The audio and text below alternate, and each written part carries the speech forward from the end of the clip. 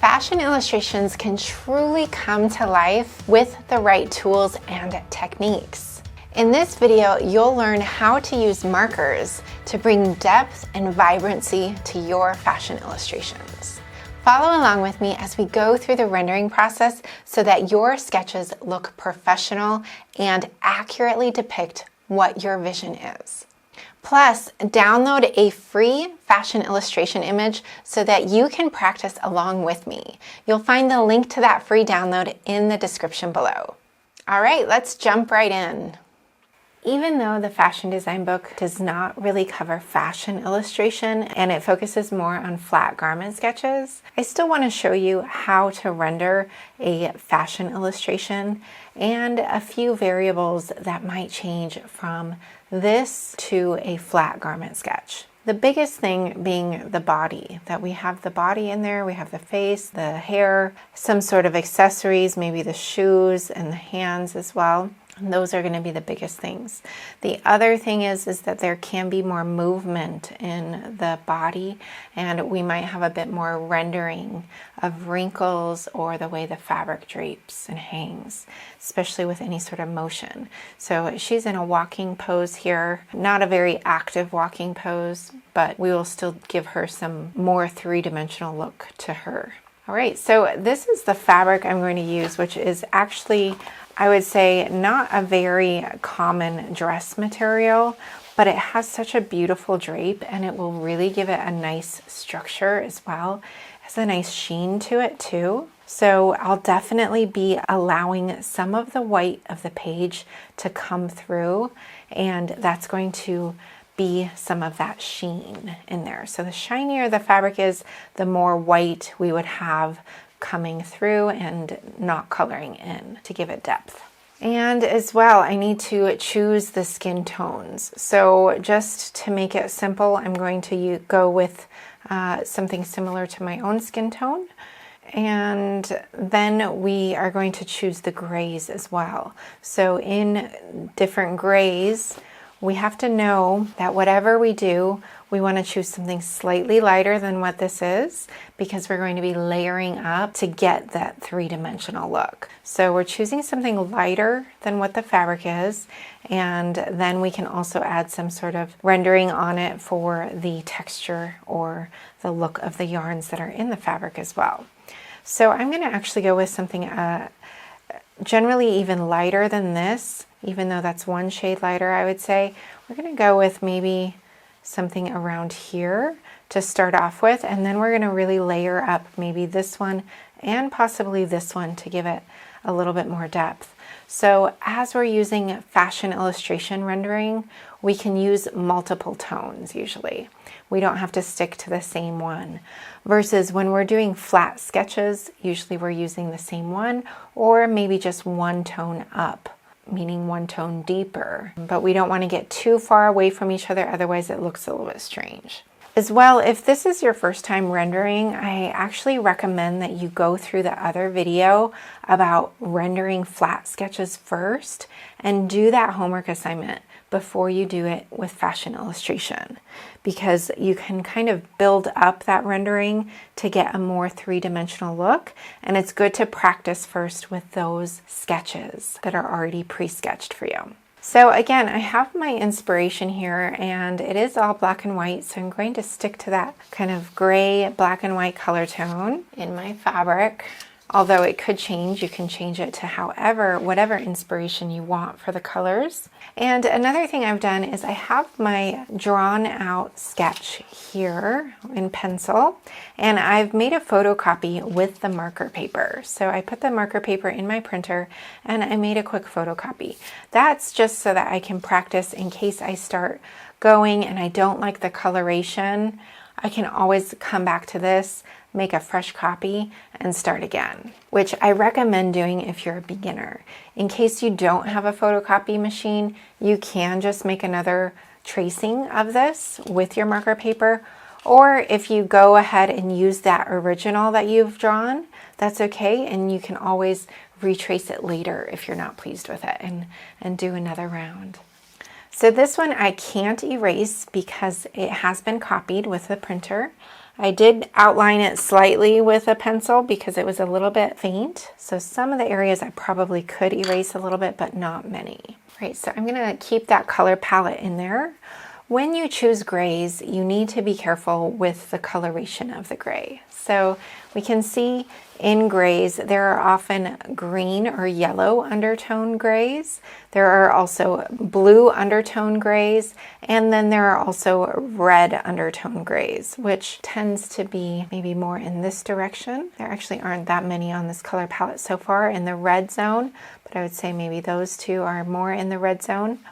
And then we have a little bit more neutral, which I'm going with that more neutral. Grays are one of the hardest colors to dye for fabric suppliers, so it is very difficult to get a nice, beautiful gray that's not too green or not too red or not too yellow or blue. All right, so with fashion illustration, we generally start with the body first, and I am going to use the brush tip as well. We are going to kind of think of her face in terms of a heart and drawing a heart. And there are many different ways of doing this. So when you find your way, you don't have to follow the same exact method, but we'll go ahead and get started here. All right, so I am starting generally with the skin tone. Now, there are some exceptions to this. You don't have to start with a skin tone. You can also start with the lightest color on your paper. And as a beginner, I would definitely recommend that. Whatever is the lightest tone on your paper, start with that. So if you're using a really light colored dress, darker skin tone, start with the dress. And it will really vary. So the one thing we don't want to color in here would be the eyes, and we don't want to color in the lips yet. So we're going to avoid those areas. We're also going to follow the hairline down on the face. So we're going to start.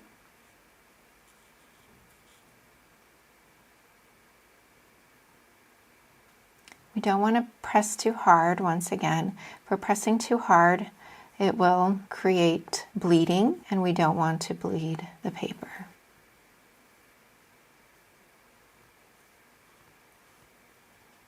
Again, have to work really fast when we are using markers.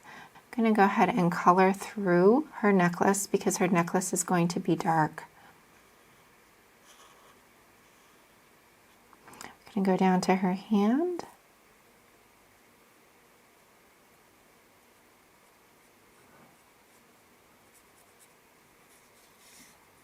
Let that dry for just a second, and we're going to move on to the eyes and the lips.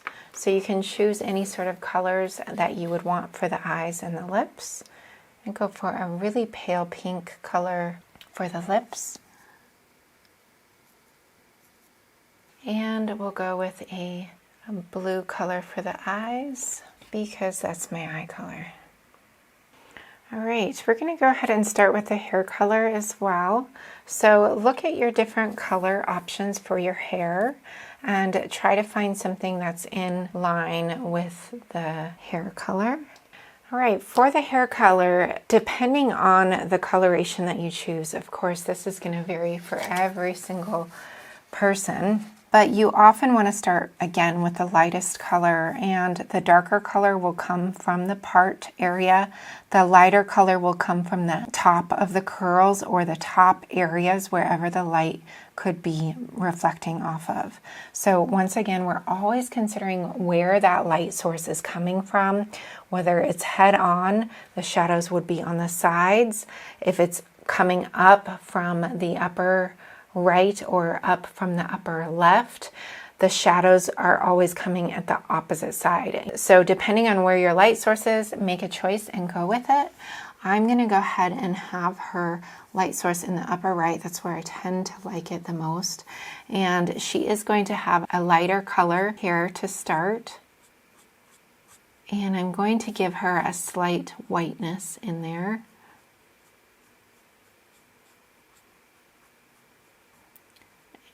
And then at the top of the curl, we're going to kind of imagine that the light source is hitting the tops of those curls. And we're coming in the back. And in the back, it's definitely going to be darker because of the shadows of the body and the shadow of the hair.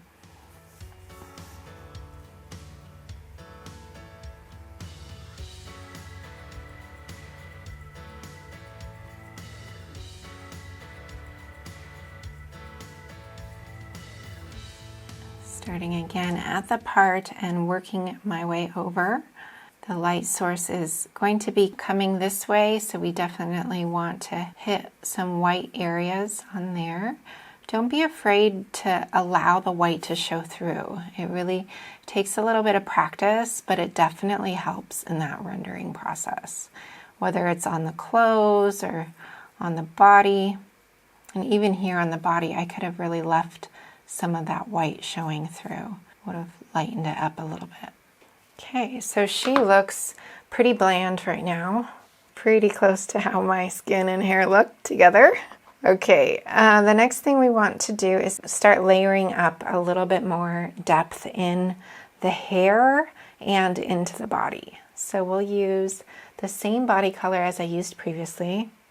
And we're going to now highlight where the shadows would be. The shadow would definitely be where that hair is kind of coming over, because even if the light source is coming up from the upper source, we would still get some shadows on the face here from the hair.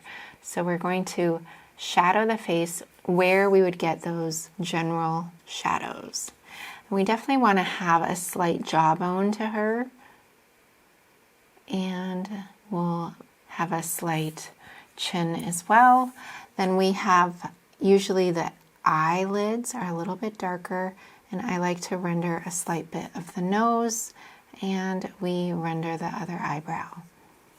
And then I'm going to mark just a little bit of the nose to deepen it, and then we're going to, as the chin would create a shadow, we would shadow underneath the chin area and create a shadow over here.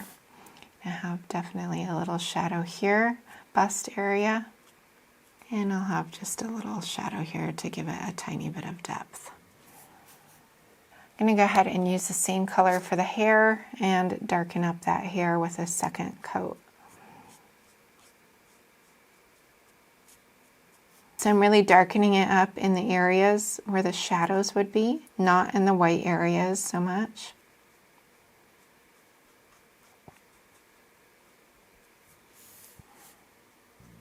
Okay, it's really going to start coming together once we add the black outlines.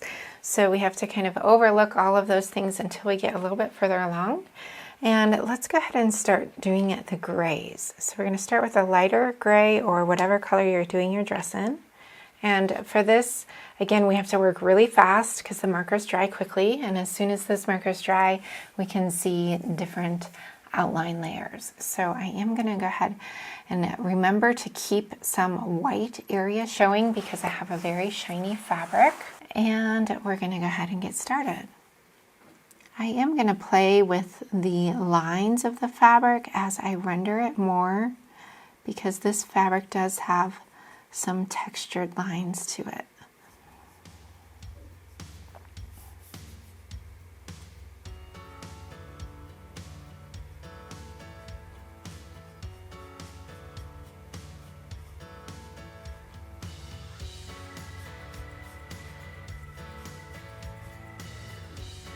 Often using the side of the brush will help get it going a little bit faster.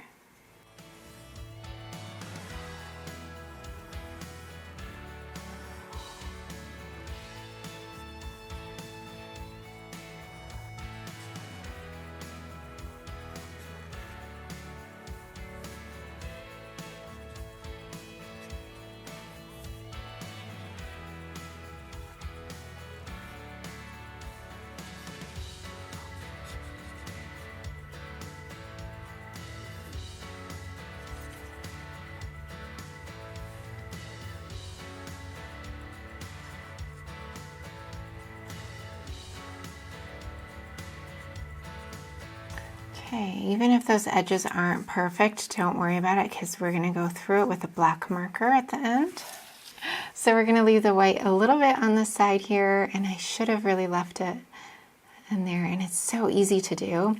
And actually one thing that I usually practice to do before I render is I usually draw a little line with a pencil indicating my white area. And that way when I am rendering, I can see that because I've done this so many times that I forget to do the white, and it really does change the effect. And I will go ahead and leave a little bit down here, and it only works because my light source is coming from that direction already. And if I need to, I can always add a little layer of white colored pencil on top, which would lighten it up a little bit. But you can already see that that would have helped so much in the rest of the dress to lighten it up. I do have a paint that can be used as a topical thing. This is the opaque white that can be tested out if you did like a little testing piece here. You can see if maybe this gives similar effect. And it turns out okay with that colorway. So I think I can go through and lighten it up with this afterward.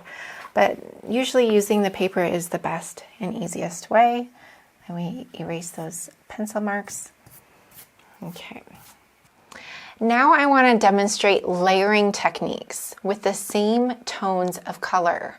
When you're using the shading techniques, it's best if you just go with the same tone and color of marker instead of going too far out. Meaning if you have a really light color, don't go with a really dark color to draw in the fold lines and the drape. If you go too far, it just doesn't look right. It's okay to go up 1 or 2 steps to get some different layering in there with different tones, but don't go too far from one end to the other. So I'll go ahead and then continue using the next layer of the same color to darken up the depth. I want to really get a darker shadow over here. I want to indicate those design lines as well, but I don't want to flatten it out too much by using the same colors, so I'm going to use a secondary tone as well. So let's go ahead and draw in the arm, kind of in the shadow of the body. And then we're going to draw in this first design line here. And I am going to play with my lines of the fabric. So these little lines that are here, I want to have them in different directions. So I'm already going to start indicating some tiny, tiny lines in this area here, which I probably won't be able to see so much, but it will affect the direction of that marker.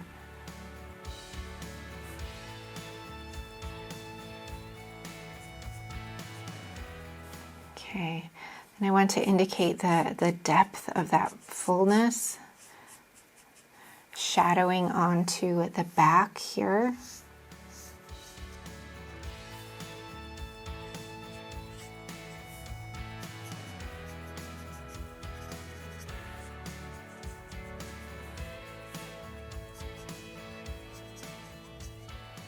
I'm going to darken up this side as well.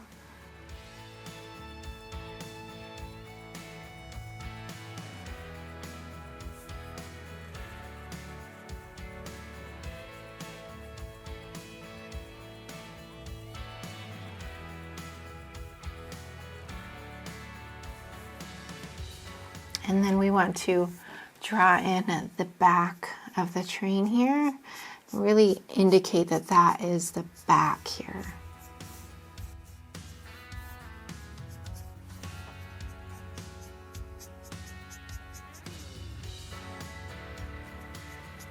The depth of it indicates the back.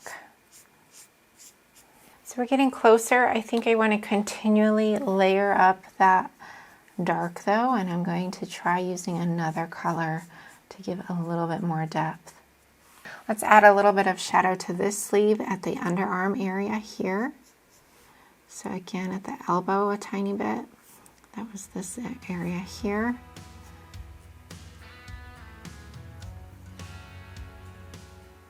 I'm gonna also add that little pleat in there.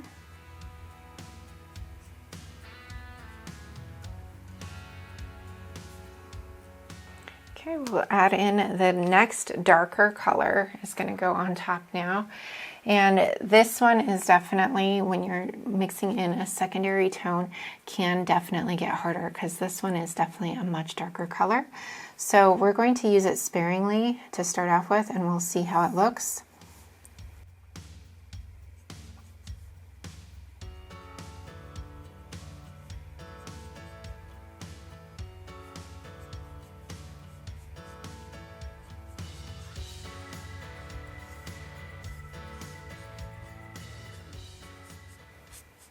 Not totally covering up that previous shadow marks that I just did, but just adding another layer to it and leaving some of that other previous layer showing.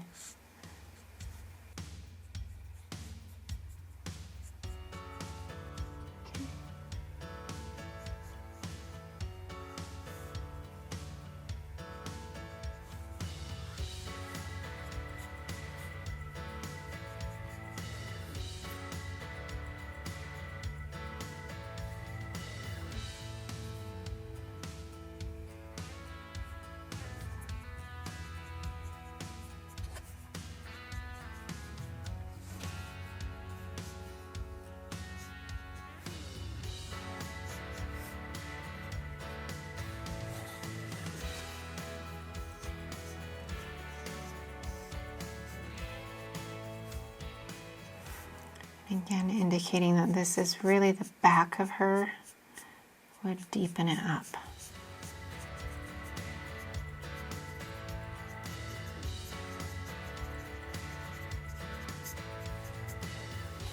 So I want to go ahead and darken up a little bit more with the other layering now and give her a little bit more depth.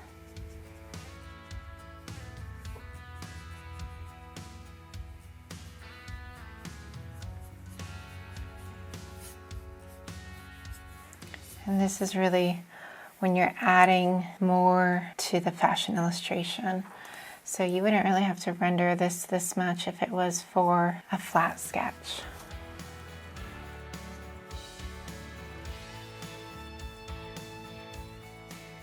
All right, now for the colors of the shoes, I'm going to go with a darker, I'm going to go with a lighter color first, and then we'll darken it up with a darker color.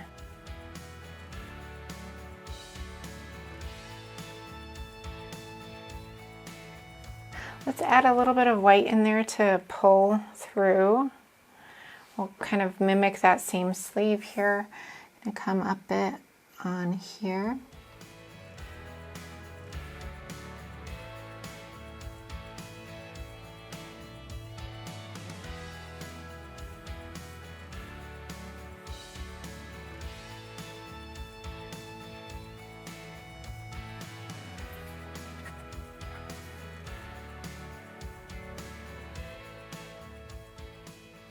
And as well down here, we can add a little bit more depth to it.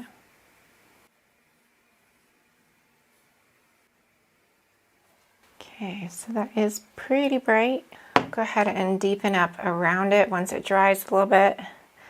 And then we'll maybe do a darker necklace here.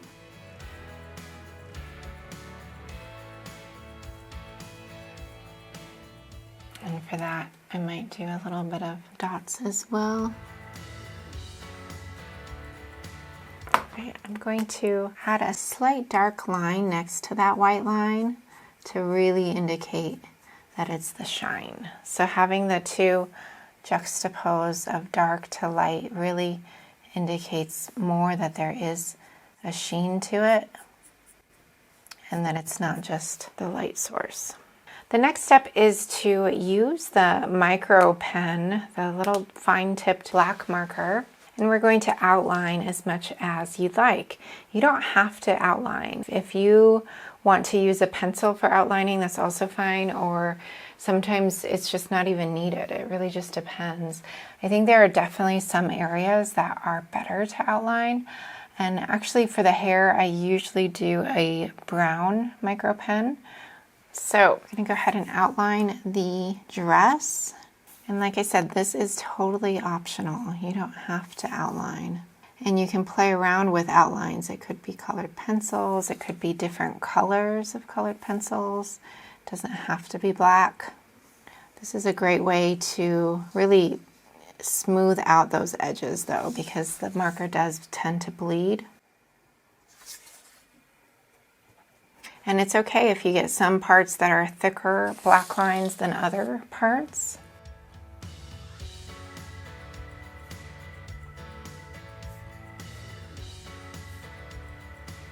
You're kind of thinking of where were those lines that you first initially drew with the pencil.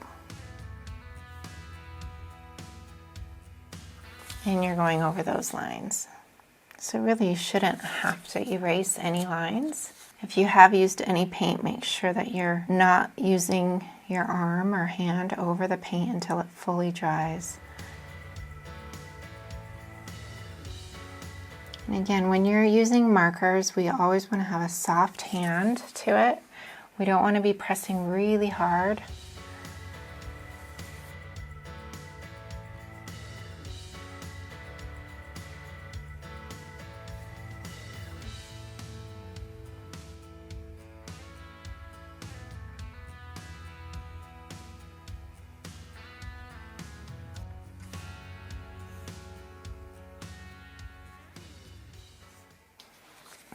Going to also mark those design lines as well,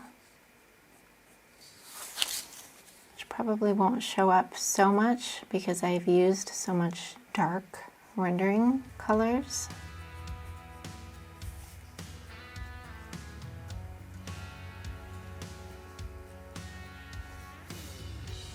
Okay, let me draw in the hands.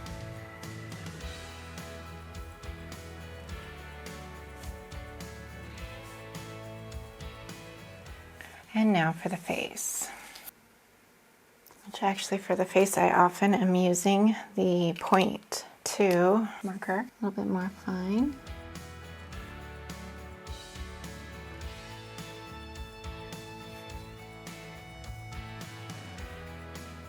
She has dark eyeliner on.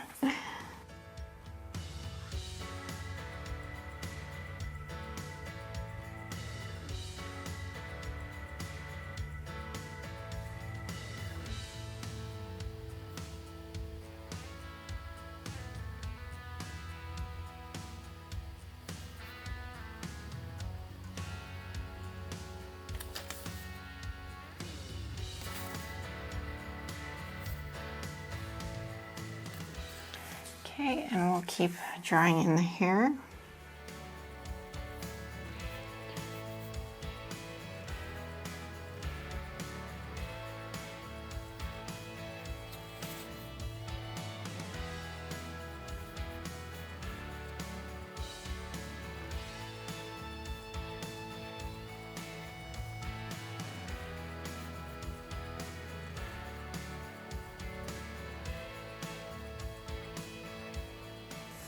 Kind of give it a little bit of depth from the back of the head a little bit, darkening it up. Of course, colored pencils are really great for this.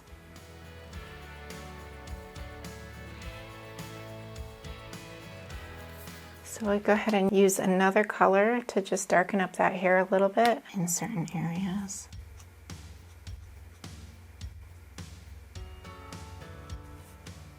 That just blends in the black just slightly. All right, she's all finished. Don't forget to work really quickly when you're using those markers because they dry very fast. And when we're using any sort of layering markers, make sure you allow it to dry to prevent smudging. Don't forget to download that free fashion illustration so that you can practice your rendering skills. You can print it on standard paper and still use those art markers with it, or even better, print it on marker paper so that it blends nice and continuously. If you are following along in the fashion design book, you are doing fantastic. I hope you're enjoying this course. And in case you don't have the book yet, you can find links to purchase it through the description below. The fashion design book includes an entire library of flat garment sketches for silhouettes and design details. It walks you through this entire process, and it's like a whole drawing course, all through a book. You'll find so many videos just like this one linked through the QR codes in the book. I'm Gina Renee, and I teach online pattern making and design courses so that you can design and sew clothes you love that fit. Thank you so much for tuning in with me today. I had a lot of fun, and I'll see you in the next one.